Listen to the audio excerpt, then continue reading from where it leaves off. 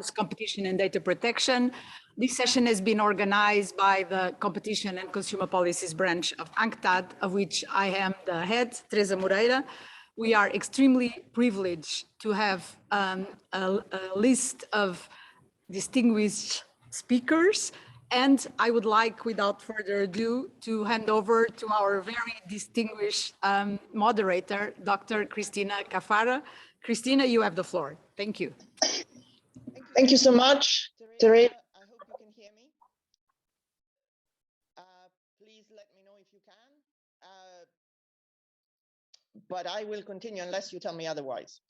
So thank you very much for this invitation. It's a privilege and an honor to be here moderating this great session. The topic is, of course, very of the moment. My name is Cristina Caffarra. Indeed, I am an economist, a practicing economist. So I think it is an appropriate thing to do whenever one speaks in public to give a very brief list of one's disclosure. Through my career, I have worked adverse to Google for regulators and for private parties to Facebook. I have worked also for, in various capacity, Amazon, Apple, Microsoft, Netflix, and Uber, and others. So let me start by introducing briefly what we're going to do, the plan. This event is, as you know, broadcast live, and it is also live streamed on the UNCTAD Facebook page. The session will be simultaneously translated in 3 languages, and the interpretation is provided through Zoom, so you should be seeing that. And I will be moderating the discussion, and if time allows, towards the end, would be pleased to take a couple of audience questions. So let me start by framing the discussion a little bit at the beginning. This is a topic which is very dear to my heart. I've written and spoken quite a lot about it. This idea of competition and data protection, interface, integration, however you want to call it. It's a timely discussion because we are at a moment, I think, of urgency. We are facing both a market power crisis and a privacy crisis. And these two compound each other because really it is the systematic violation of data protection, which has been preserving and cementing market power, allowing it to cascade into yet more markets. And on the other hand, it is the unprecedented accumulation and levels of market power that we face with some of these digital giants that have allowed data protection violations absolutely on a massive scale. So we have, as globally adopted, increasingly data protection laws in multiple jurisdictions. But, and here's the crux of the problem, we still tend to operate data protection and antitrust as complete silos. So we do antitrust over here and we do data protection over there. And why is it, given the level of emergency that we're in? There is clearly territoriality between these two disciplines. Privacy experts are resistant to the idea that privacy law, which is about a fundamental right, can be also pursued through some antitrust tool. But actually, no one is saying that we need to pursue privacy through antitrust. And the privacy community really needs to wake up to the fact that their legislation, their rules and policies actually lack any serious analysis of how to address concentration of market power. So that is a major gap there. On the other hand, I think the antitrust agencies are very reluctant to just see the connection and the integration because, you know, when you're in an agency and you think, well, something is a fundamental value, it doesn't really have to be something I need to address through my antitrust tool, right? It is pursued through other tools. And in so doing, the agencies not only have failed to deal with the market power, which is pervasive, but they also fail to understand where that market power comes from and how it is wielded in various business models. And so we've seen cases after cases after cases, which are in digital platforms, and the antitrust agencies are not sufficiently tooled up and actually willing to understand the data protection and the privacy dimension. When there is a ton of expertise out there in the privacy community that can be incredibly helpful in enforcing antitrust. And so what has happened, and I conclude, is that we've allowed ultimately businesses that depend on toxic tracking for advertising purposes, their operatives, to disseminate narratives that are false on data protection. For example, that there is a conflict between data protection and competition. False. It isn't true. We're beginning to see that some progress is being made. We've seen Germany, the Facebook case, France has looked at the Apple ATT, in the UK there is progress, but elsewhere there is very little. My final point, and I hope it is going to be a recurrent theme in this discussion, is that I strongly believe we need to bring data protection experts to the antitrust table to improve the quality of antitrust enforcement and to deliver for consumers. So without further ado, I wanted then to introduce my panel, which is a tremendous collection of talent and of course positions. I'll start giving you a very brief bio. Of course, these speakers are extremely high profile in themselves, and their entire CV can be sort of found online. So, but the highlight, we are privileged and fortunate to have Mr. Didier Reynders, who is the European Commissioner for Justice in the current Commission. And prior to that, has had a number of high-level political position in Belgium. He's currently in charge of rules on law and consumer protection. And before that, he's a lawyer with ties to academia, of course. Then we are very fortunate also to have Minister Valderrama, who is Minister of Information and Communication Technologies in Colombia.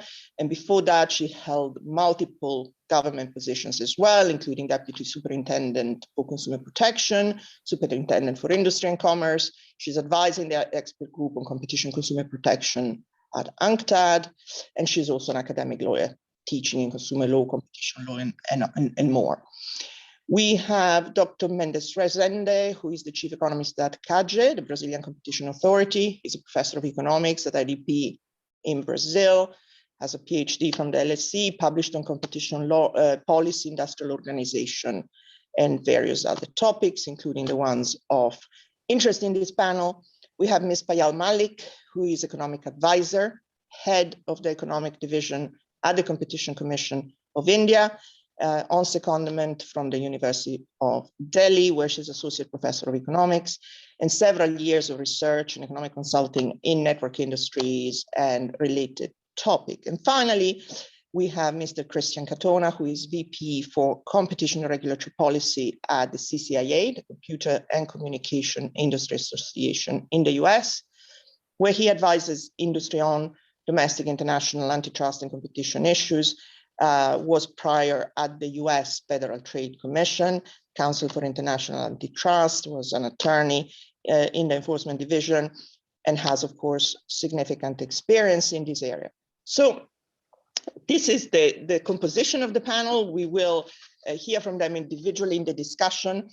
I would like to start by unfortunately, we cannot have Commissioner Reynders in person here, but he's kindly agreed to provide us with some pre-recorded remarks, which are going to be played imminently. I would like the team please to play his remarks, and then we will resume the live discussion.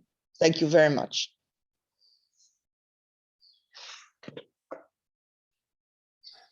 I would like to welcome you to this high-level session on digital platforms, competition, and data. I'm pleased to be with you today to give you an insight on the European perspective to the protection of data in the digital economy. In our view, trust is essential for the digital economy to function. People need to feel that they are part of the digital transformation. This includes their control over personal data, which is precisely why privacy has become one of the defining issues of our time. In the European Union, we have always taken a human-centric approach to the digital transition. And it is well known how committed we are to protecting the privacy of our citizens as part of this. To quote the GDPR, the processing of personal data should be designed to serve humankind.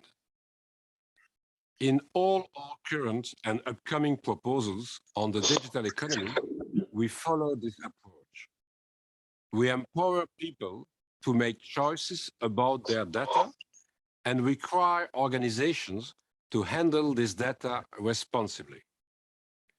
For example, we want to improve people's control over their Internet of Things devices with the Data Act proposal that we recently published.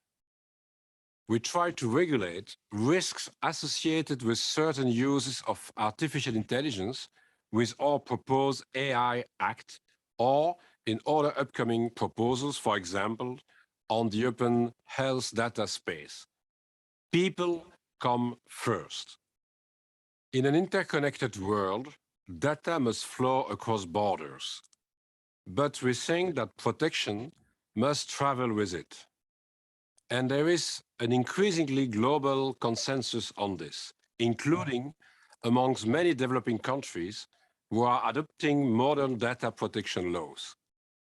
This convergence is also reflected in the membership of Council of Europe's Convention 108, which includes a growing number of members from Africa and Latin America.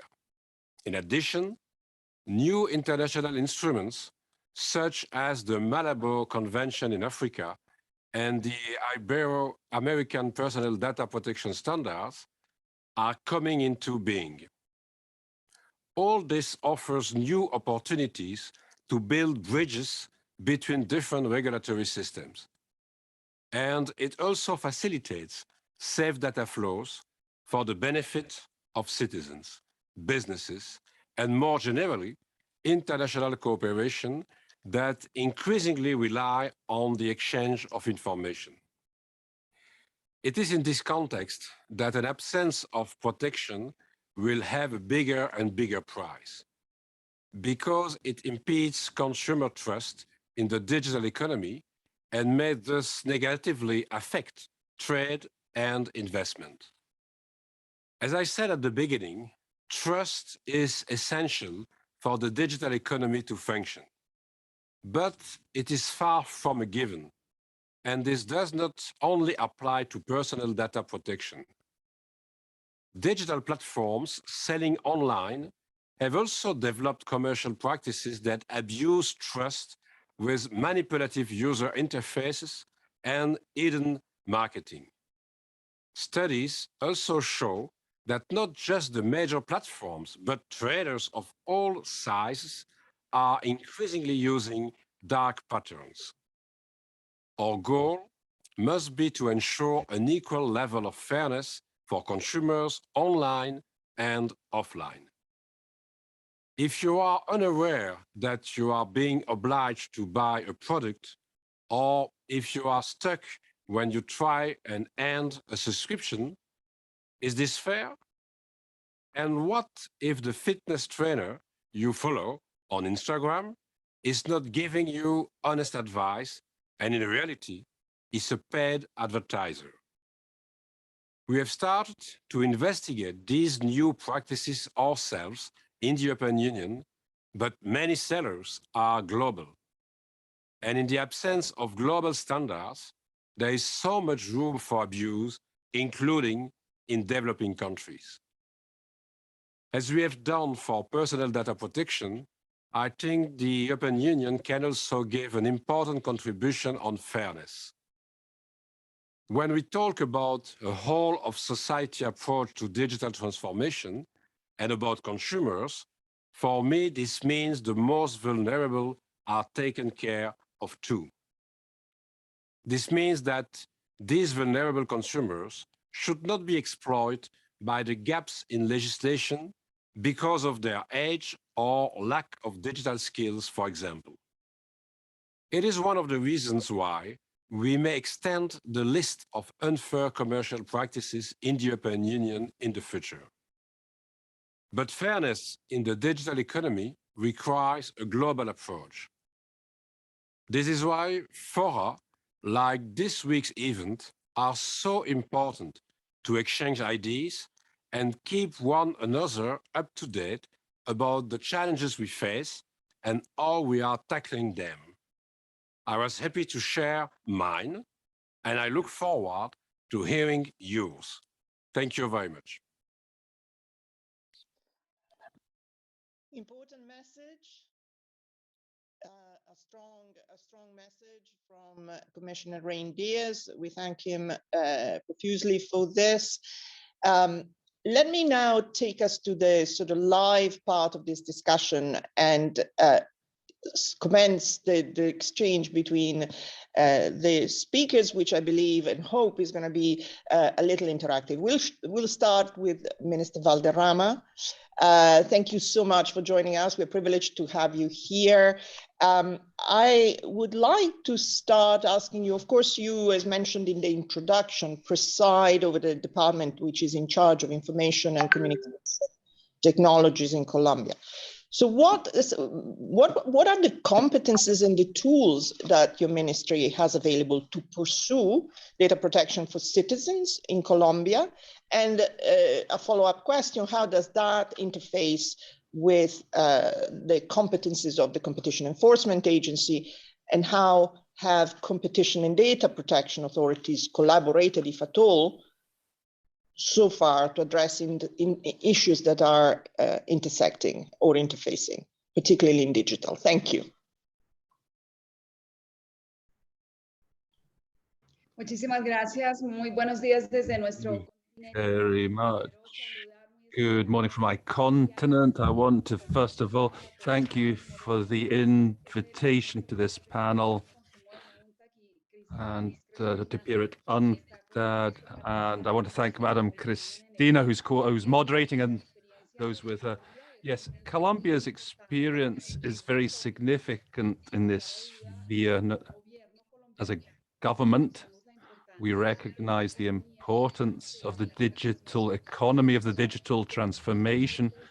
It's one of our goals in policy in the sphere of ICTs, but it's also a reality that we recognize, and also the challenges of data protection. This with a view to openness and permanent data is what underpins much of the system. The fact is, there is a situation that's inherent that we find ourselves in, our economic situation.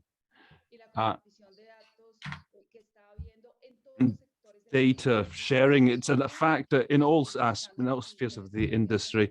And in my ministry, it's one of our priorities. Nevertheless, I want to clarify in Colombia, the regulations are very clear, both when it comes to enforcement and data protection. When it comes to our competences, our powers, it's a constitutional principle that is regulated, and we have special authority to ensure protection of data. And also in the case of communications and technology, we have a Communications Regulation Commission, which regulates free competition and ensures good conduct of all entities that participate in the sphere of communications, as I said.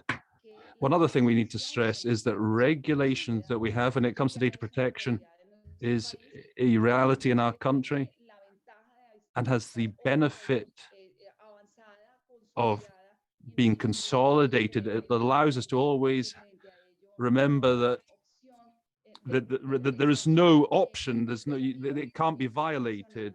Now, the challenge, as you said, has been raised in this panel, is how to combine the principles which are constitutionally assured of competition and how to combine it with the issue of data protection. In our country, personal data protection is governed since 2011. It's regulated since 2011 on the principle of net neutrality. And I want to net neutrality for us is a principle where there is internet traffic which is treated without discrimination, equally, without restrictions or interference, independent of the sender or the destination, and regardless of the type of the content involved. So that participation in the market, that's how we ensure that it's equal. Nevertheless, when it comes to that information does at the same time have to respect fundamental principles of the rights of each citizen to be able to oversee actions carried out by the people who are administering the information, especially if it's the public authority which is administering that information. We had adopted a law in 2014 which calls for openness of data on the part of all public entities. Along that policy, respect for data protection as a fundamental principle, we adopted what we call a policy, a digital government policy, which promotes data exploitation to add economic value and also to generate rules to ensure non-infringement of privacy. So through that way, it's important to stress that the ministry, along similar lines, produced a resolution this year creating a national plan on infrastructure of data. That was resolution 460. The idea being to improve the use of information in line with data protection and to generate spaces for exchange that promote innovation in the country and promote economic development, and to ensure that we have at our disposal state-of-the-art technologies.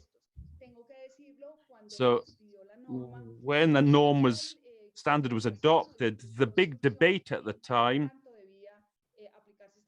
on how the provisions would be implemented for public entities, not just public and as I say, that regulation covered both public and private entities, and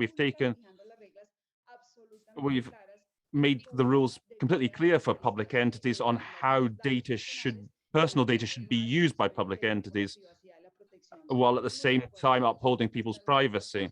Also in line with our standards, keep it in line with our standards from 2012 to ensure that there was no violation of those rights. Now in Colombia, what happened with e-trade documents also, that there was a promotion of the digital economy. Since then, we've seen a digital transformation, the principles of neutrality, but always ensuring at the same time the protection of the data of those who are sharing their information on each of the platforms that can be used. And I think this is crucial for us in the government. It's crucial that all the platforms and all these other technological tools that are being used, that they shouldn't violate. And the audio is very patchy. It's coming in and out, I'm afraid, from the interpreter.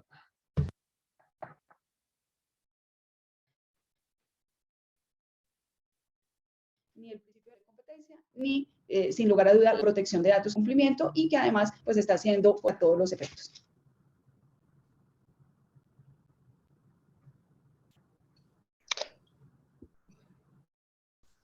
Okay, thank you. That was your first intervention. Minister, thank you so much. This was enlightening about the way in which the regime is designed in Colombia. I expect to go back to you after the first round of questions to the other speakers and ask you some follow-ups. But I'd like to move on to my second speaker. If he's online, I cannot see him at the moment. Do we have Dr. Mendes Rosende? Here. Very good. Is he there? Oh, fantastic. Oh, you're there in person. Fantastic. I couldn't see you on the Zoom little tiles. Thank you so much. It's a pleasure to see you here. And I've introduced you earlier, so I won't go over that again. So just as a sort of framing question. So Brazil has been, of course, very much in the news in the privacy community because it's a jurisdiction ahead of many others in pursuing privacy data protection. It introduced a law, quite comprehensive data protection regulation in 2020, the LGPD, which essentially is broadly in line with the European GDPR, operating alongside competition. So CAGE, where you are the chief economist, has acknowledged, of course, the importance of data privacy in relation to competition, but also said the assessment of privacy concerns should be carried out ultimately by authorities such as the Department of Consumer Protection, the Telecoms Agency, the Internet Management Committee. So it would be great to hear from you your views, to the extent that they reflect CAGE's, on how to deal, in fact, as an antitrust agency with the whole issue of data privacy consideration in the context of competition investigation, because we know from practice that many of these cases in the digital sector, be it mergers of conduct, have at their heart question of data use, data exploitation, and so that kind of analysis cannot be avoided by an antitrust agency. Please give us your thoughts on this.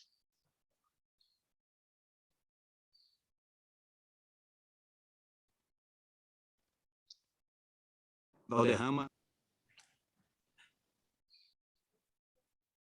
It's okay. Ms.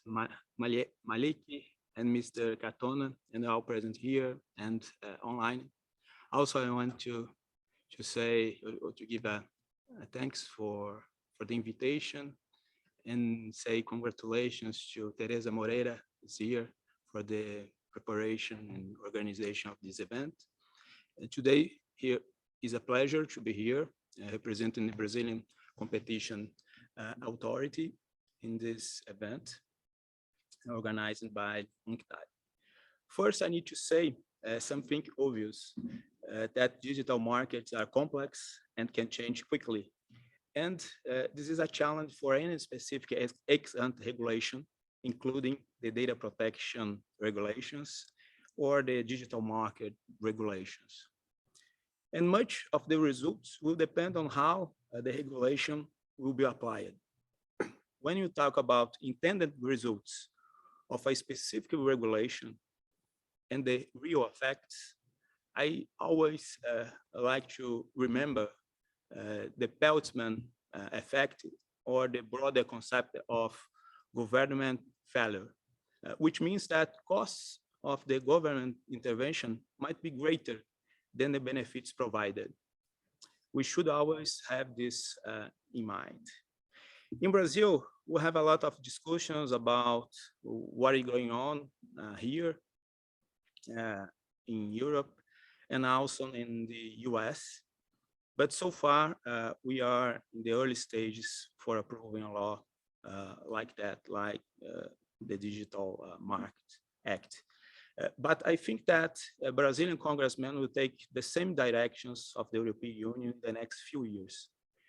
Indeed, doing this, we will have more time to look at the facts here in the European Union, and perhaps you can and may adjust and make some improvements in our future legislation for the digital market. In addition, it's important to mention that Brazilian central bank has recently regulated the open bank, promoting data portability and interoperability, which has resulted in pro-competitive effects on several markets connected to payment and financial service sectors. Very soon, this example may be spread out to other sectors like health sector. So in Brazil, the regulation of digital markets seems to be taking place in specific sectors. Meanwhile, Brazilian competition law enforcement remains important, especially if outcomes can be achieved relatively quickly. For instance, Brazilian competition law allows interim measure, which has been used in some investigations in digital market, as it is a flexible and fast action tool to deal with dynamic markets.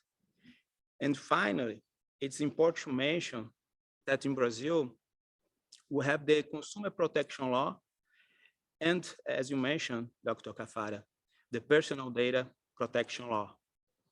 These two laws and the Brazilian competition law are complements rather than substitutes.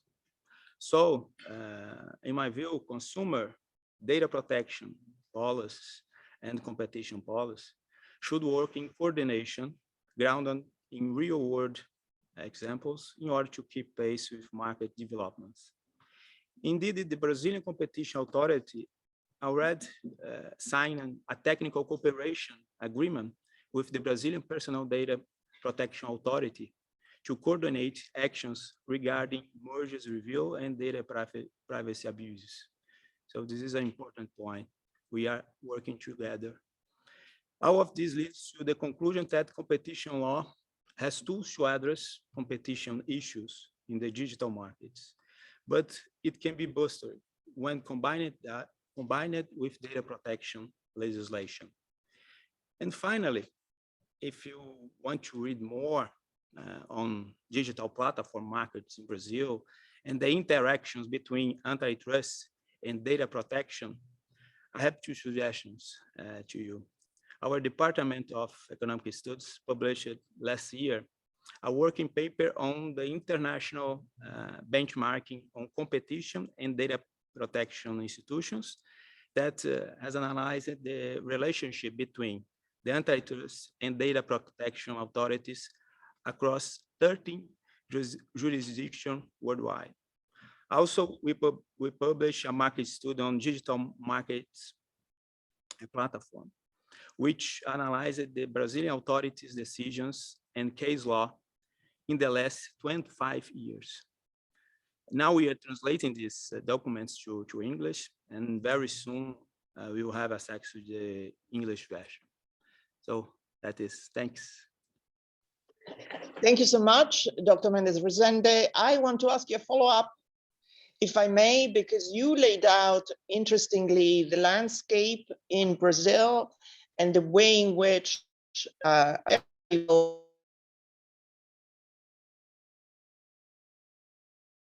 law sits alongside competition provision. I wanted you maybe to talk about one example in practice in which these concurrence, this complementarity has worked. I mean, we've read about the case of WhatsApp a year ago in Brazil, where CADE essentially issued a recommendation on the privacy policy, the new privacy policy of WhatsApp, together with the Data Protection Agency and the Federal Ministry and the Consumer Secretariat. So that seems to be an example of cooperation between agencies on an issue which ostensibly is consumer protection and data protection, but also antitrust. Maybe you can say a couple of words on that case.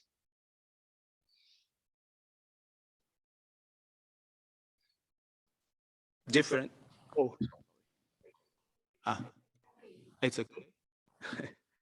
In Brazil, the cooperation between different organizations, in fact, occurred in this case of WhatsApp new privacy policy, and WhatsApp has committed to comply with the data protection regulations. But here in this case, it's good to emphasize that the issue was a case of privacy. It is a little thing to do with competition here in this case. It's just was a case to comply with data protection or personal data protection regulation. But even in this case, CADE worked together with the other organizations like the Personal Data Protection Authority to enforce WhatsApp to follow the rules. I think in the same direction, when we have a problem with competition on data protection, the authority of personal data protection will also enforce also help us to enforce competition issues in our case as well. So this is an example where cooperation is important. Thank you very much. And I wanted you to talk about that precisely for that reason, because as you said, that was a privacy case, but CAGE was involved, and vice versa. There are situations in which it appears you're dealing with competition cases, but the data protection agency is involved. And it is an example of the integration I'm talking about. So that's an interesting precedent. Let me move on to my next speaker, Ms. Bayal Malik. I've introduced her again before, and so I'll go straight to the question. So unlike Brazil, India does not have yet in place a data protection framework. There's been, of course, a very high-profile pronouncement from the Supreme Court on privacy being a fundamental right in 2017. And then following that, a report was submitted last December to the Parliament in India by the Joint Committee after deliberation on the data protection bill. Now, this bill is not yet law. It is still pending in Parliament, but in principle, if it gets passed, it could have a significant impact on data protection over there. Meantime, and you, of course, as I mentioned earlier, are associated with the antitrust agency, with the Indian Competition Commission, the ICC published in January last year a study where data protection, data privacy was discussed as taking various forms, including non-price competition, abuse of dominance, because in situation where you lower privacy protection, you're in effect possibly abusing dominance. And then in March of last year, again, the Competition Commission launched an investigation again into WhatsApp privacy policy, linked back to the previous speaker, about the merging of user data across Facebook companies. Similar, in fact, to some extent to the German case. So what is your view as an antitrust specialist, in fact, on the antitrust analysis in these cases, and how do you think competition authorities can establish competition harm in circumstances such as this? Thank you. Thank you very much. Thanks to the organizers for inviting me. Thank you, Teresa. Thank you, Christina, for engaging with me prior to the conference. It's my pleasure and privilege to be a part of this discussion today. I will share reviews which are my own, and they do not reflect the views of the Competition Commission of India. So starting with this disclaimer, this debate has country contexts, and thus it is important to distinguish the market realities and thus the legal architecture which is required basically for data governance for the purpose of evolving regulatory response. Having said that, any regulatory response should be mindful of global harmonization, as trade is now increasingly reliant on data economies. There is a continued rise of tech giants globally, posing concomitant challenges for regulators, especially for data regulators and antitrust regulators, as the state reassesses its role, and India is no different. Just to provide the context, internationalization of R&D has resulted in companies becoming eager to build on India's initial advantage in software development and engage in both technology deepening and technology widening activities. But India has also got its own strengths in the form of technology startups. India is slated to produce over 100 unicorns by 2025. So there is a kind of a relationship which could be perhaps deriving from the complementarities, a win-win between the big tech and the startups. But having said that, to make sure that these platforms and the gateway position of these platforms and with the control over their data does not give rise to fundamental asymmetries vis-a-vis information and bargaining power qua these startups is also something which the regulators have to take into account. So as you said, initially in your initial remarks that antitrust authorities have been a little bit reluctant.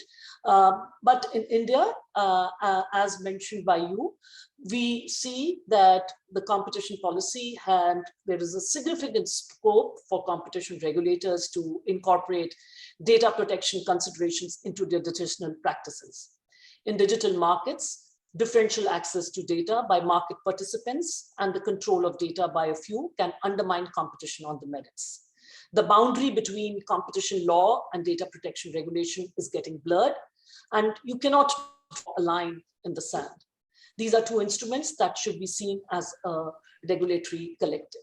So whereas we do see at the Commission synergies between competition and data protection objectives, yes, of course, we do not have a data protection legislation still in place. One of the reasons being, whereas the initial data protection law was kept in mind purely these privacy concerns of the individual, was very individual centric, and it was a personal data protection bill. The Joint Parliamentary Committee, which submitted its report in 2020, recently, basically points out that no, that is non-personal data, and a lot of non-personal data is owned by these platform intermediaries, etc., should also form a part of cohesive legislative architecture, and regulation should be done by one single data protection authority. Yes, there are some differences of opinion whether or not there should be a single legislation governing personal data or non-personal data, or though there can be a single authority, or it does require two distinct legislations.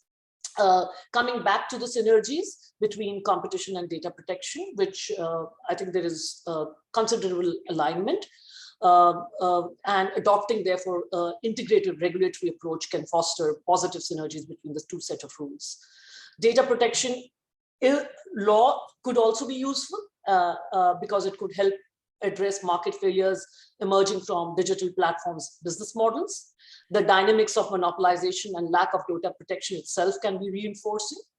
And actually changed, and even in India things changed. So I do remember in 2018 at the IACN annual conference, there was still a talk about privacy being distinct, a distinct problem requiring a distinct instrument, and antitrust law perhaps should stay away from it. But in the last 4 years, things changed so rapidly because it was precisely the compromised privacy policies of these big tech industries, big tech companies that have led to reinforcing and perpetuation of their digital prowess, such that entry has become difficult because entrants do not have access to that kind of troves and troves of data which have been collected through privacy compromises. So there could be potential abuse of dominance cases, which may involve a breach of data protection rules. While overlapping jurisdiction between institutions cannot be completely eliminated, but it ought to be harmonized through better regulatory design and improved lines of communication. So as a part of our advocacy mandate, we do engage with other regulatory authorities to see that there is no kind of an overlapping jurisdiction, and such as to avoid any regulatory chaos. The inter-regulatory consultation mechanism is provided in Section 21 and 21A of the Competition Act, which allows for formal lines of communication between CCI and the other regulatory regimes. Operationalizing their coexistence effectively will allow regulatory authorities to maximize the benefits. Now, coming back to your question regarding the market study. So just to give you the chronology, as I said, in 2018, privacy was thought to be a distinct social or a public good to be attained through a different instrument. But market studies help us in understanding the problems. The e-commerce market study done by the Commission and the telecom market study done by the Competition Commission of India brought out the kind of problems which compromised privacies can lead to in creation of digital monopolies. And why was this telecom market study important?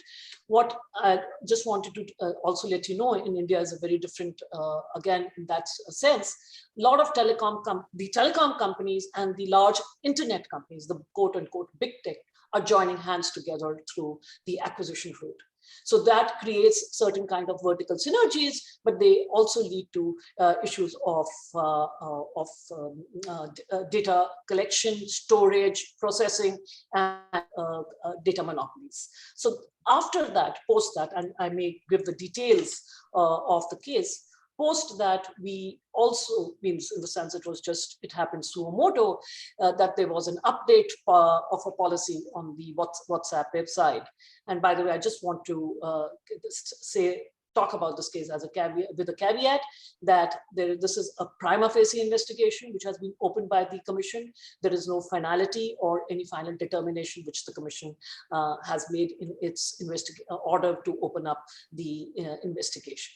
So the policy which came into the consideration for opening up the investigation was WhatsApp, a very dominant messaging platform in India. There's no other messaging platform or very, very minor presence. The integration of data with other Facebook companies was taken to be as given, and the consumers were given no choice, and it was a take it or leave it policy. So the Commission, therefore, in its prima facie order, opined that the owners of the personalized data are entitled to be informed about the extent, scope, and precise purpose of sharing the data. So it was not unlike the German Facebook case. Yes, of course, lack of privacy as a degradation of non-price parameters of competition and quality was found to be prima facie violation of the provision of section 42A1 of the Act, that is under the abuse of dominance. But the exclusionary effects, that is, as WhatsApp and Facebook companies, or Meta now, would be able to further entrench and reinforce their position and leverage themselves into neighboring or even unrelated markets such as display advertising market, resulting in insurmountable barriers to entry. So the leveraging and the denial of market access possibilities were due to the cross-linking and integration of user data required some further investigation. And so currently this case is under investigation with no finality as such. Thank you so much. This is super interesting. A number of takeaways from it. I will follow up later. Certainly second your observation that a lot of progress has been made from that famous ICN event, in which indeed the general position was data protection is a separate tool. We do antitrust over here. We are in a completely different space right now, which is a massive progress, in fact. And I also liked, we'll come back to it perhaps at the end, the way in which you positioned and described the WhatsApp case, because you're right, there are differences between your case and the German case. In Germany, it is the excessive collection of data which is positioned as a violation, whereas it would appear from your description that the case in India is more a central antitrust case. Essentially, you are not talking about excessive data collection, you're just talking about the implications for entry, barriers to entry, and exclusion of others. This is super interesting. Let me move on to my next speaker, and then we'll return to this at the end or in the second part of this discussion. So Christian Catona, Christian, you represent here, CCIA represents the industry, of course, and ultimately the digital giants, whose data practices are much at issue over here. And CCIA, of course, officially promotes open markets, open systems, open networks, including services and possibly integrating data collected across platforms. So we know GDPR and similar data protection rules have strong limitations on the way in which data can be used for different purposes. we who work and think about privacy are also worried about the lack of enforcement of these rules, because of course there are institutional design failures, data protection agencies are fragmented, institutional design has made them very dispersed, and that makes the ability to ultimately enforce quite weak. And so, this also provides the players with an ability to somewhat look the other way. There's so many different rules, they're dispersed, they're very fragmented, we don't have to necessarily do too much. And many think, well, this has helped entrench the market power. And here's my question. So this is all true, but at the same time, consumers' interest for protecting their own data, protecting their information is strong and is being recognized indeed also by some of the platforms. So it is not the case that the data free for all can continue forever. So what is your view, the industry view on this, recognizing that even within the industry, when you think about Apple, Facebook, Google, etc., there are different views on how to pursue these goals? Thank you. Thank you, and I hope you can hear me well. Yes. Great. Thank you. First, I'd like to thank UNCTAD for the invitation to today's high-level session. And it's truly a pleasure and a privilege to join today's discussion virtually and providing the industry perspective on these important issues. And thank you for raising these questions, Christina. As you also mentioned in your introduction, these are very timely issues, and I think we really should be discussing these. In these initial remarks, first, I'd like to focus on the globally fragmented data protection rules you have also referred to. And I think in this regard, it's very important to point out that the rise of regulatory specificities do affect global internet governance and global data governance specifically when it comes to data protection laws. But I think what's important really is countries and regions should be able to enact their own data protection and privacy rules. What we see in today's global economy is that international commerce is increasingly going online. Based on this, companies are looking to governments to make sure that data protection rules are interoperable. And I think in this regard, I'd like to highlight a few recent, very important and positive examples. First, I wanted to touch upon the ongoing transatlantic data flow negotiations. And based on what has been released about this as of now, the new Transatlantic Data Privacy Framework will see the governments implement reforms to better protect the personal data of citizens, such as allowing citizens to seek redress at a newly created independent data protection review court that really will have full authority to adjudicate claims and direct remedial measures as needed. But importantly, the governments will also ensure signals intelligence collection may only be undertaken where necessary to advance legitimate national security objectives. And they must not disproportionately impact the protection of individual privacy and civil liberties under the framework. I think based on these proposals, it seems that citizens and companies on both sides of the Atlantic will be able to continue their existing data flows between the EU and US, and a number of companies have already lauded these particular efforts. But I think I also want to mention another important example, which is the Global Cross-Border Privacy Rules, or CBPR forum, which was, this forum was announced very recently, just last week on, I think, April 21st. And regarding the CBPR, 7 economies participating in the Asian Pacific Economic Cooperation, including the US, announced this forum to basically facilitate multinational cooperation in establishing and promoting the interoperability of approaches to data protection and privacy to support free global data flows. And the CBPR data privacy certifications will then help companies demonstrate compliance with internationally recognized data privacy standards. But also going back to your question, the pursuit of interoperability with other data protection and privacy frameworks is really one of the objectives here, for example, in the new CBPR forum, and also non-APEC jurisdictions that accept the objectives and the principles of this forum would also be able to join. But also, in addition to these two examples, some Asian countries, including Japan and South Korea, are currently also adopting data protection rules to which the EU recently offered adequate status. I think these are all very important and very positive developments addressing some of the issues related to the globally fragmented data protection regimes. Very importantly, I think it's encouraging to see governments seeking convergence on these issues. But also going back to your point regarding privacy laws and regimes potentially entrenching market power, here, I would first touch up on the issue of compliance costs. And relative to size, compliance costs can be higher for small and medium enterprises. I think in this regard, global digital platforms might have more resources to cope with different requirements across regions than small and medium-sized enterprises. I think this was also reflected, for example, in a number of recently published studies, including the 2022 Oxford Martin study on the impact of GDPR. And very importantly, we should see that enforcement has actually heavily focused on large technology companies. And we shouldn't forget that global technology companies are also the ones subject to the most intense regulatory scrutiny. And they face decisions that not only require companies to redesign their products, but perhaps they can threaten the viability of their service themselves.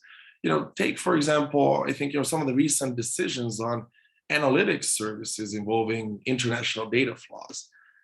Like as we have seen, I think some authorities will even say to the market, stop using this particular service and use alternative services instead, which may raise serious concerns for enforcement, I think, and policy as well. On this, one such example I would note is the French Data Protection Authority's recent decision against the use of Google Analytics. In that decision, the French Data Protection Authority points to a list of alternative solutions for audience measuring. And I think as we are talking about these issues, I also, wanted to provide an additional angle and step back and really provide an important reminder about data and competition assessment.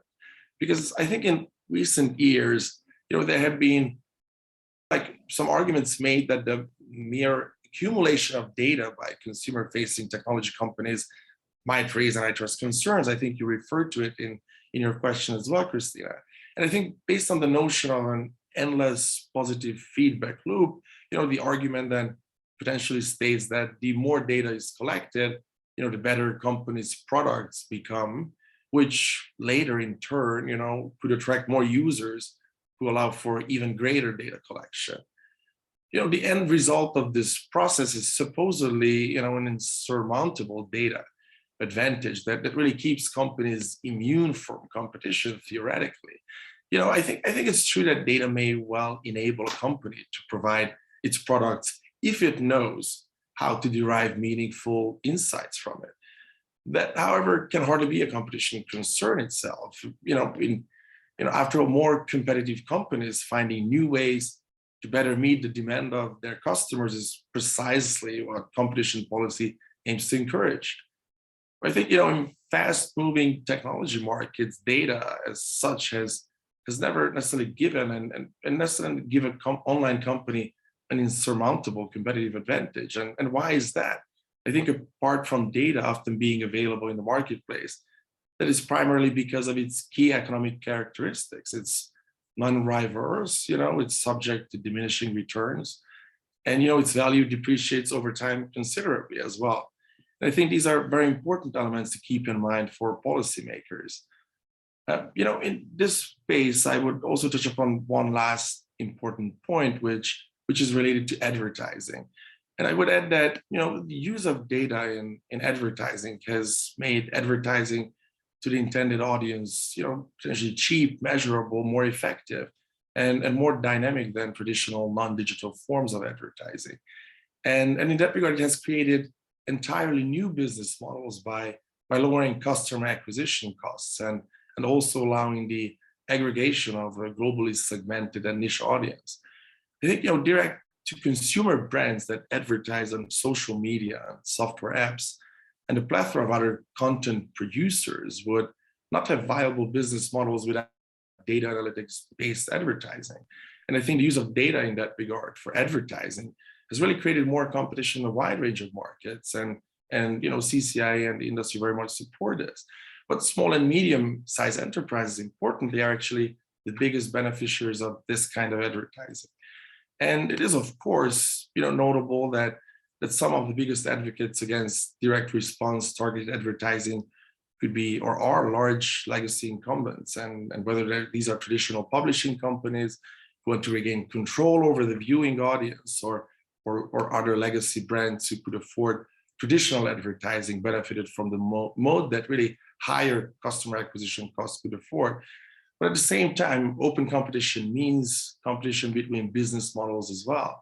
And some companies choose to have a privacy-focused business model involving less data processing, and they shouldn't be foreclosed from that. I think it's very important, especially when it appears that the choice is popular with consumers. So I think I will leave it at that for now, and I look forward to addressing other issues as part of our discussion. Thank you very much.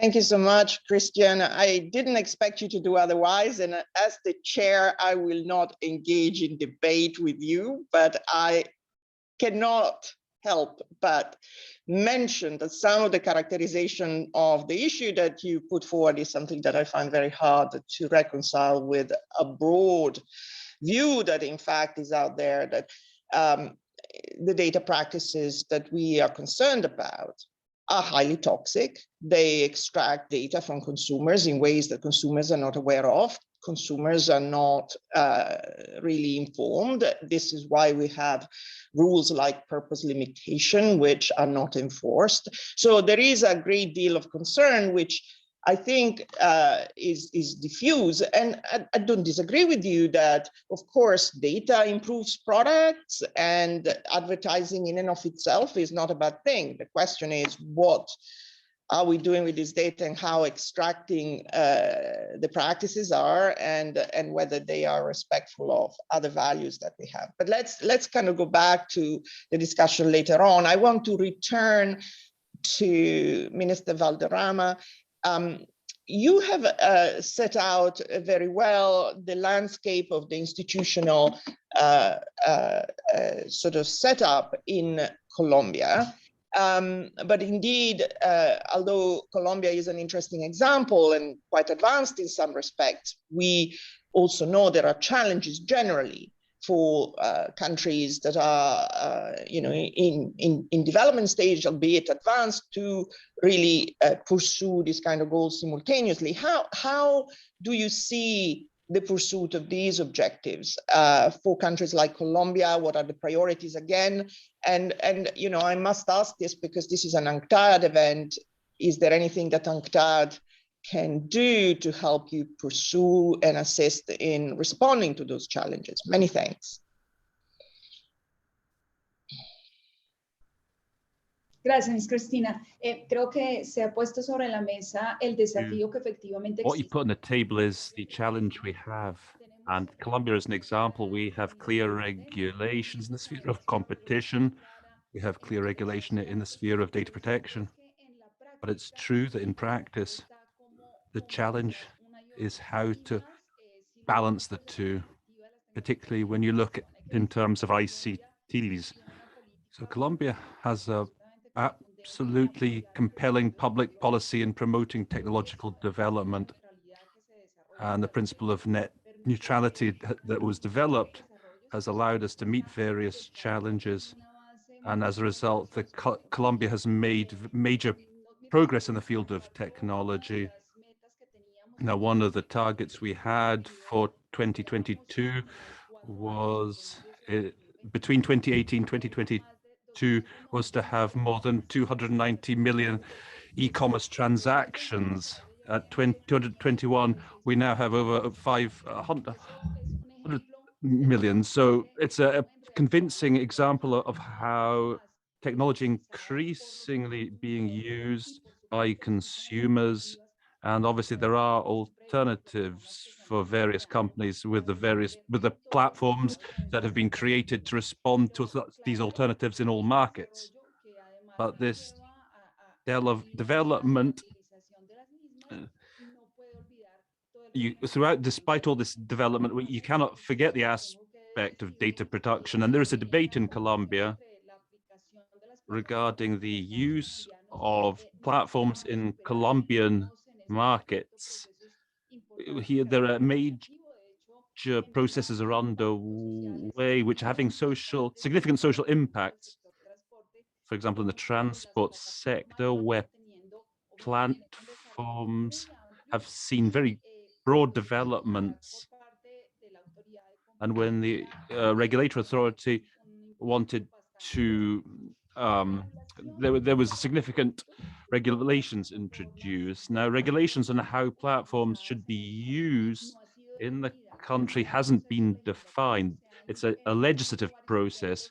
Attempts have been made in the Congress, which is the body that has the authority to regulate, and there has been something of a deadlock because the truth is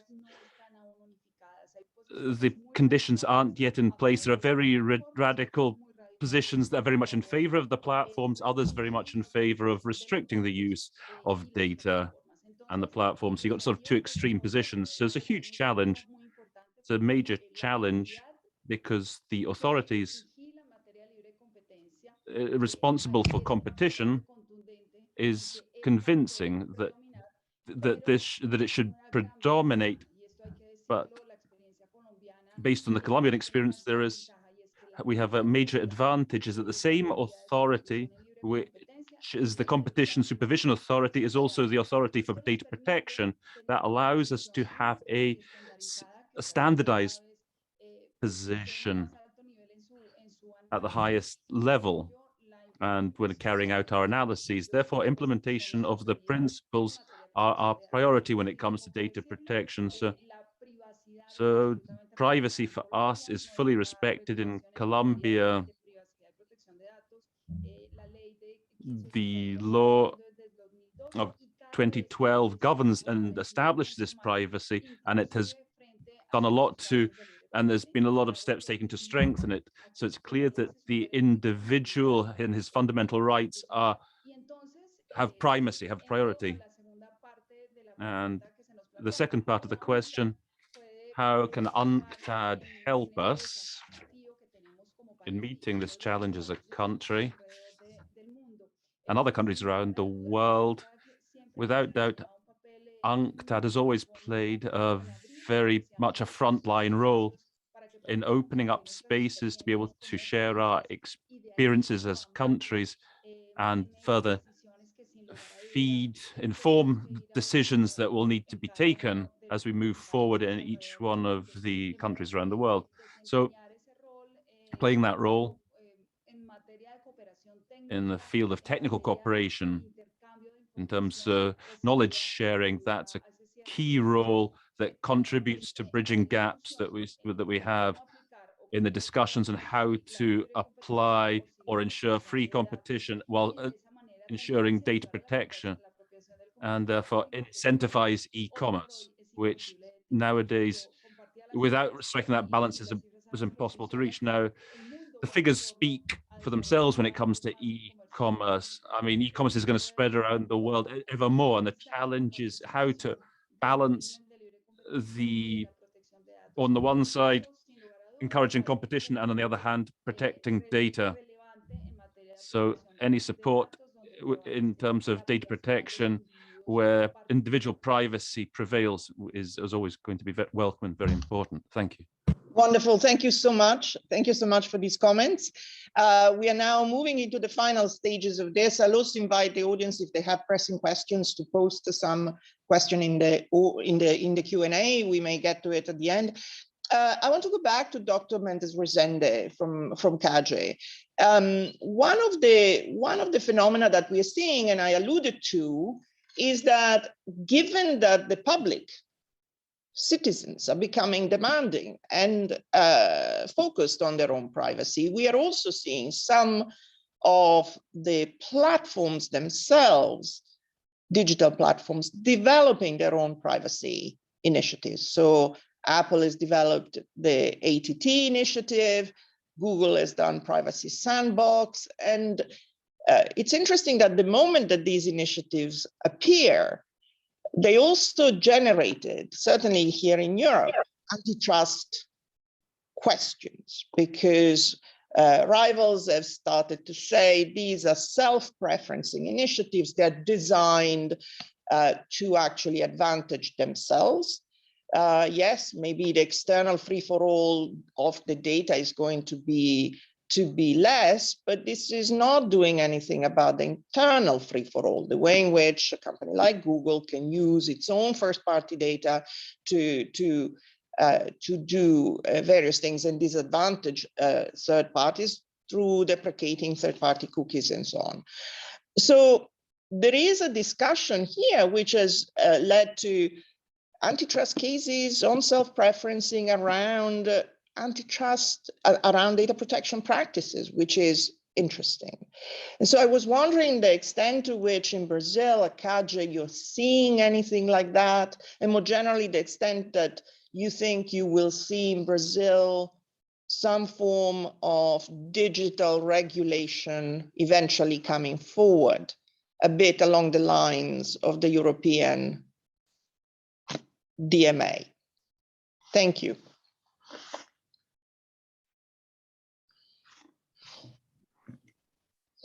It's okay, this one? Yeah. Yeah. Thank you, Dr. Capara, for your question. First, let me give a brief explanation what is self-preferencing.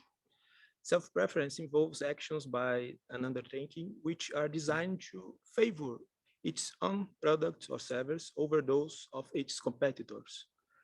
And this kind of leverage sometimes can be understood as an anti-competitive behavior, especially when you can observe exclusionary strategies like market foreclosure. However, it should not be forgotten that favoring oneself could be welfare enhancing and therefore justifiable on efficiency grounds, as is the case for some forms of vertical integration.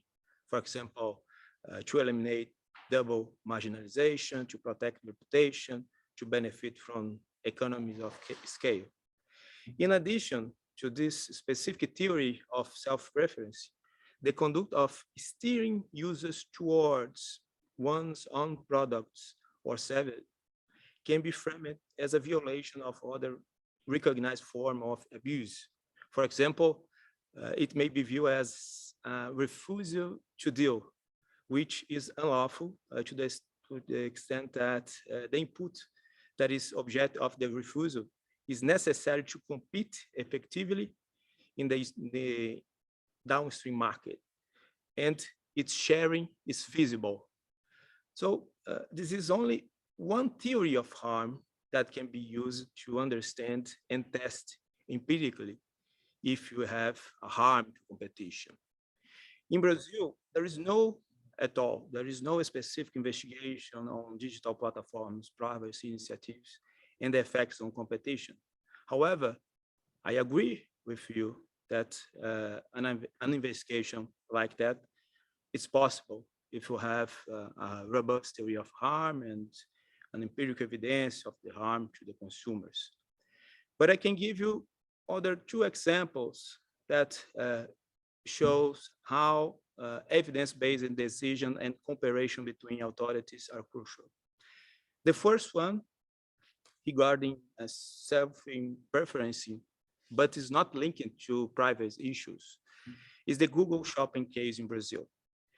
The Brazilian Competition Authority rejected allegations of exclusionary effects as it didn't find evidence to support the theory of harm in the Brazilian context, where the conduct had been in place for 7 years. So we did not find empirical evidence of consumer, even after 7 years. So as I said, we need to have empirical evidence to condemn some case. The second example is the cooperation between different organizations. As I mentioned in my last answer, is the case of WhatsApp, a new privacy policy. And here, again, we can see the synergies of joint action of the two authorities, the Data Protection Authority and the Competition Authority. And in the end of the day, as you already said, consumers need to have choice and control over their data. However, I think there are tensions between competition and data protection. If you think on personal data sharing, for example, data sharing can create significant synergies or significant efficiency. The free flow of data can create value for society. However, where the data in question is personal, it can raise a range of data protection concerns. So competition data protection issues are increasingly intersecting in the digital economy. And therefore, you need to have in mind the synergies and the potential tensions of these two policy areas. So, as I mentioned before, we need to act with collaboration, with cooperation between the Data Protection Authority and the Competition Authority, as we're trying to do this in Brazil as well. Thank you. Wonderful. Thank you so much for this. I will turn to Payal again and really pursue this question. We have discussed what you at ICC are doing in ways that further your understanding of data pieces in cases, okay, even though you do not have yet a formal data protection law in force in India. Now, it is expected that this law will eventually be passed. How do you expect things to evolve and change once that law is approved and there is a formal data protection regime in India? How do you expect your practice in the ICC to see that, to essentially complement that law and integrate the insights of that law? Thank you. Thank you. I think that's the most important question. So whereas I see a lot of synergies, and in fact, it is important to have a data protection law, though antitrust law, the way it is framed in India, is able to incorporate and integrate data-related abuses, as we saw in the case which I had mentioned. But the broad areas of synergies, and this is also now going a little away from the orthodox way of even looking at antitrust, where user choice, we are bringing in choice also. So data protection can bring in user choice, control standards, and regulations to protect privacy. And data-related interventions, especially the instruments of even in the present data protection bill regarding, say, the way it is being discussed regarding limitation on purpose of processing, data portability, giving the right to the individual, that is the data principal, or over his data consent. So similar to what the other templates in other countries would of course lead to a possibility of decentralizing and democratizing data. So after all, why is competition agencies concerned with the data hegemony? It's because it just does not give choice and alternatives. And the consumer welfare standard, which has been the orthodox literature being blamed for not being able to take these considerations into account when it comes to competition policy, can also be broadened. So it's not that the consumer welfare standard does not allow for issues such as choice, privacy, control over individual data, etc. So, once the data protection bill is in place, whatever is required for competition, as I said, data portability, limitation, etc., would be supplemented and complemented. And at the CCI, that is the Competition Commission of India, we have already broadened our consumer welfare standard in paradigm and have moved beyond prices to quality and innovation. And so therefore privacy concerns, if they lead to a detrimental of quality, reduction in innovation, limitation of choice, they can be still incorporated in the competition law. One place where I see there is and I have been reading a lot of your stuff, where I think competition authorities require much more aggression is in the merger analysis, because the aim of merging is the collection of data and to reinforce your data hegemony. So therefore, how would the competition authorities look at integrated data sets in a merger analysis, and what would be their regulatory intervention? The regulatory intervention would be quasi-regulatory. So the commissions going ahead, competition authorities going ahead, would be more regulatory, meaning what? The nature of the remedies would change.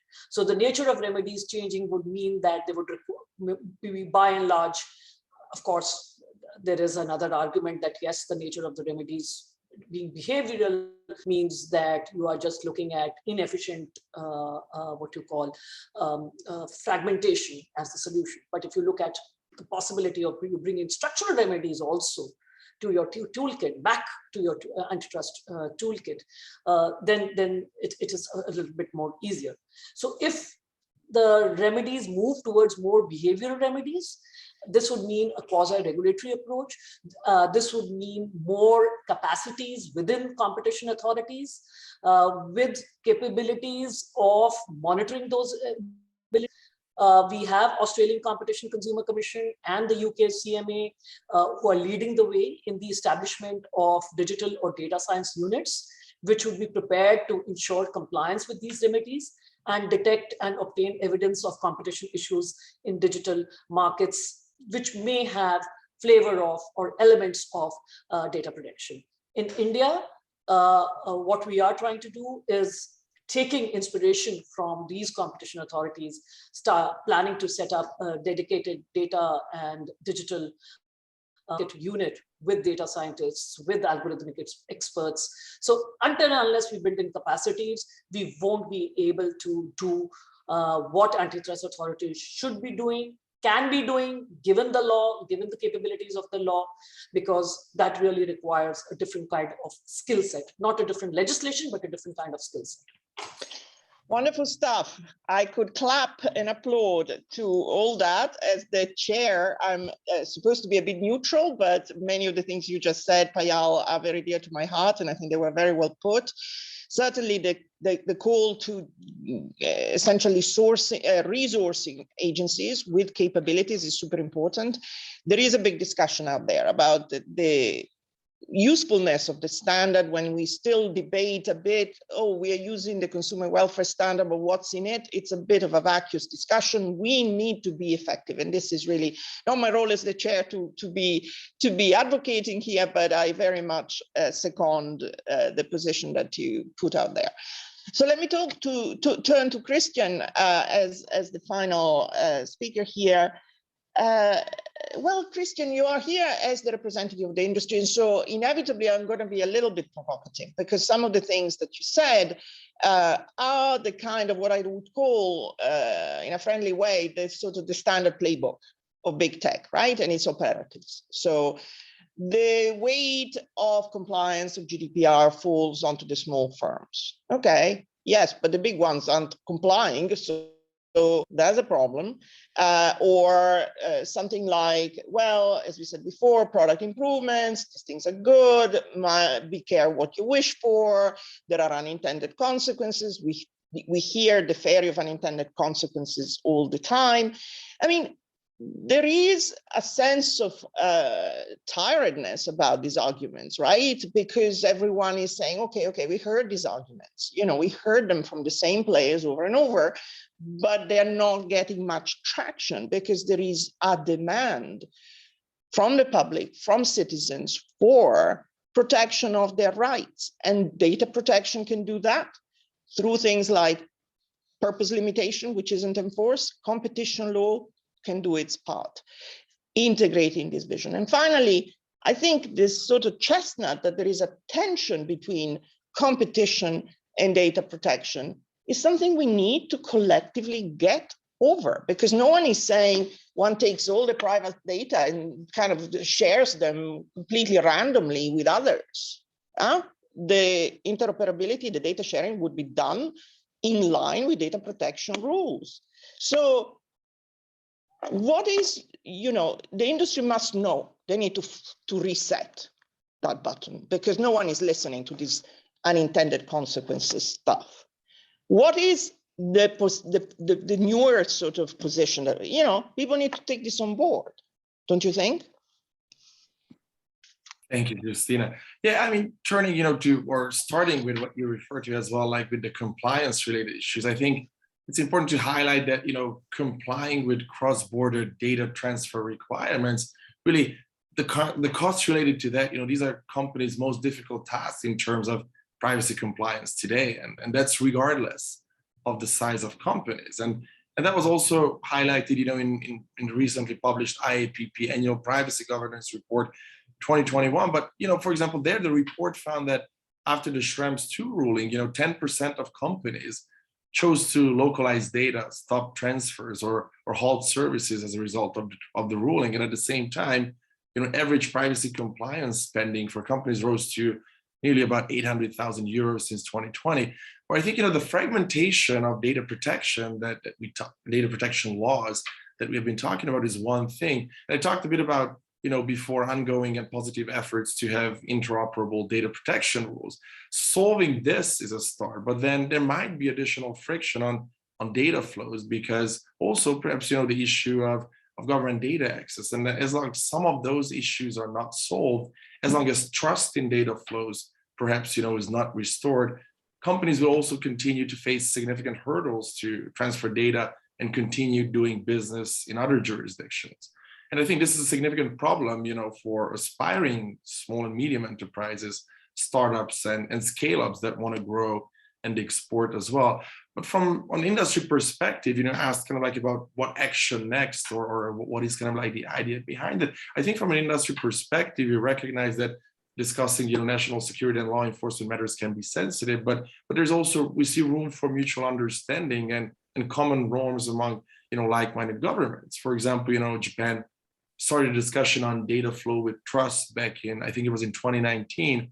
And this is now a recurring discussion in both the G20 and G7 formats. And we as the industry are encouraged to see that this issue is also gaining interest from G7 and G20 members, but also pleased to see that OECD member countries are engaging in detailed and meaningful commitments around really what constitutes acceptable government access to data in national security and law enforcement security matters.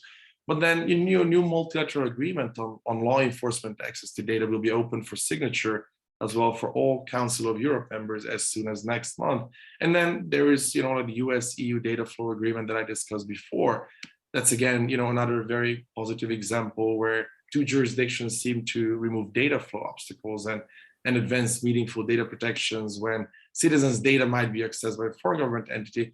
But can we really have a truly global framework involving perhaps, less democratic countries with perhaps questionable rule of standards or rule of law standards?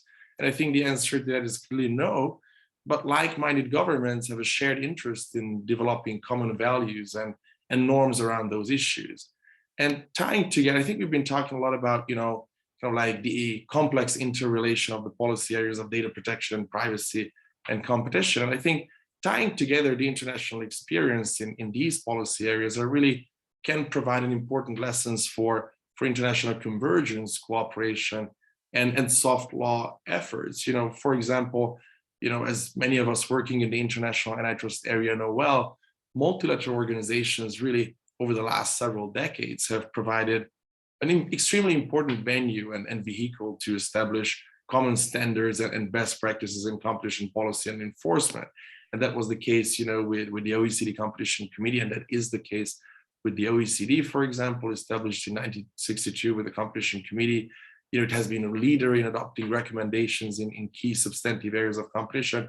Then also the ICN, the International Competition Network, of course, since its establishment in 2001, has been another leading voice and forum to adopt key best practices in all substantive areas of antitrust. And of course, UNCTAD has played an incredibly important role in international convergence building over the last several decades. That started as well with the UN set of principles on competition back in 1980. And of course, in recent decades, the UNCTAD Intergovernmental Group of Experts on Competition Policy, Law and Policy has been playing a key role in convergence building efforts.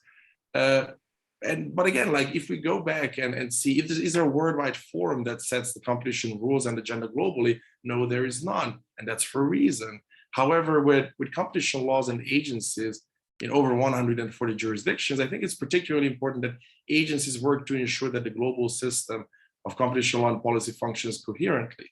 Now, if we kind of like use that example or analog, to the data protection privacy rules, I think there are very important lessons from these types of multilateral organizations and their convergence building exercise and best practice building exercise that we can also use, when it comes to kind of like how the fragmented approach or different types of regimes and data protection can, work together, and then how the actually interrelated policy areas can work together. And I think that we will have to keep in mind for future as well. Thank you. Thank you so much, Christian. Appreciate it. We are rolling towards the end. We probably will take another 5 minutes. I just want to give the speakers the opportunity to have less than a minute each for your final thought. While you think about what your final thought is going to be, I'm going to just very briefly address and not do justice to a question in the Q&A. Somebody asked about whether there is a risk of double jeopardy if things are pursued both under, I'm simplifying, a data protection and an antitrust hat. My own personal view is that shouldn't be a concern, because these things would be taken into account. I do not see how it is likely that there would be double jeopardy. These agencies need to coordinate, and they know they need to. I think we need to stop making excuses for not doing things. Oh, there could be a risk of this, there could be a risk of that. We just need to do them, and not just keep making excuses for what could be. I realize lawyers are there for that, but I sort of see the need for action as being paramount. Let me just quickly roll to the speakers for their final remark. Minister Valderrama, do you wish to say something? Literally 60 seconds.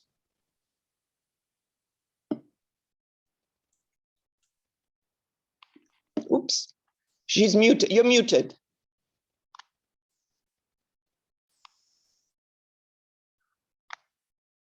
Right.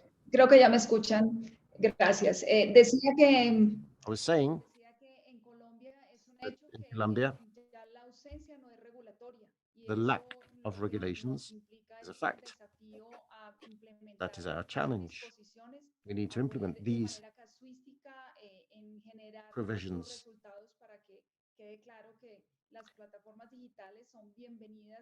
And digital platforms are welcome in our economy and the digital transformation which is taking place in our country. Undoubtedly, the issue of data protection and privacy needs to take pride of place. We need to have a clear line. We need to recognize individuals' rights and consider free competition also.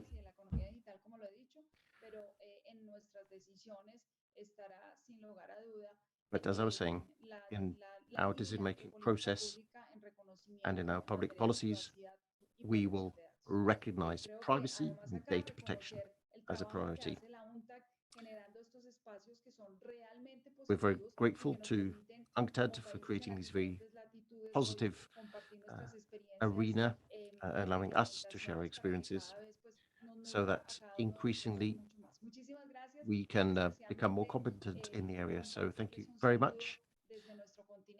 And greetings from our continent to everybody listening and to those who have led this very significant encounter. Thank you so much, Minister. And let's move quickly to Guilherme Mendes Rosenda. Guilherme, your final thoughts. Thank you, Kapara. First, I want to say thanks for the invitation to be here to this discussion. It's always good to have and listen new thoughts about this relevant topic.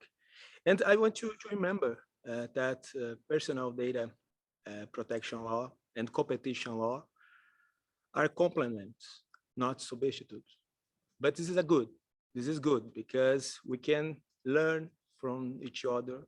So I think competition law needs to learn for the data protection law to develop good cases based on new or old theories of harm, and most important, have or bring evidence of the harm. So I think the complementaries and the cooperation between the two authorities will bring us more consumer welfare. Thank you. Payal? Unmute myself. Yeah, just in the end, as the essence of the discussions and where I think I stand. So just to quote, so there is a significant scope for competition regulators to incorporate data protection considerations into their decisional practice, be it antitrust or mergers. In digital markets, differential access to data by market participants and the control of data by a few can undermine competition on the merits. The boundary between competition law and data protection regulation is getting blurred. You cannot draw a line in the sand, and these two instruments should be seen as a regulatory collective. And with these words, thank you very much to the organizers and thank you to the chair. Thank you. Thank you so much. And then finally, Christian.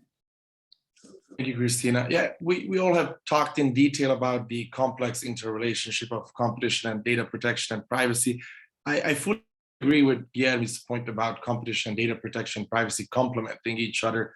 So as my final remark, I would just like to reiterate the point that in today's digitalized world, we all, such as business, policymakers, and enforcement agents and regulators, really should strive towards regulatory approaches and outcomes that attempt to strike the right and this delicate balance between competition and data protection objectives. And that's for the benefit of consumers and users alike.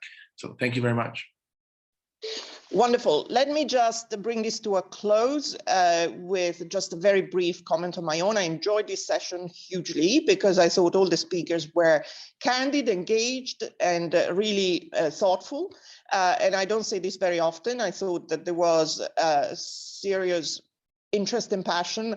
To me personally, this is an area which is of great interest because as an economist working in antitrust, I think that we antitrust practitioners need to be much more open to the learnings that we can really make from data protection experts, because it is really enriching and it does give us different perspectives and useful perspectives when we're dealing with market power, which is of course our bread and butter, and this is what we are going to continue to do. But I continue to pursue the notion that I think these two perspectives need to be integrated and not just somehow interfacing, looking at each other from the balcony or intersecting like two crossroads going this way and that way. I really mean integration because there is a lot that can be shared and learned. And I think that is the final message I would like to leave everyone with, which I think was coming across strongly from the panel. I will also conclude by thanking UNCTAD and in particular Maria Teresa and her very, very strong team for helping to put this together. And again, thanking the speakers for their contribution. It was a privilege and a pleasure. And with this, I'll give you back the rest of the day. Thank you so much and goodbye.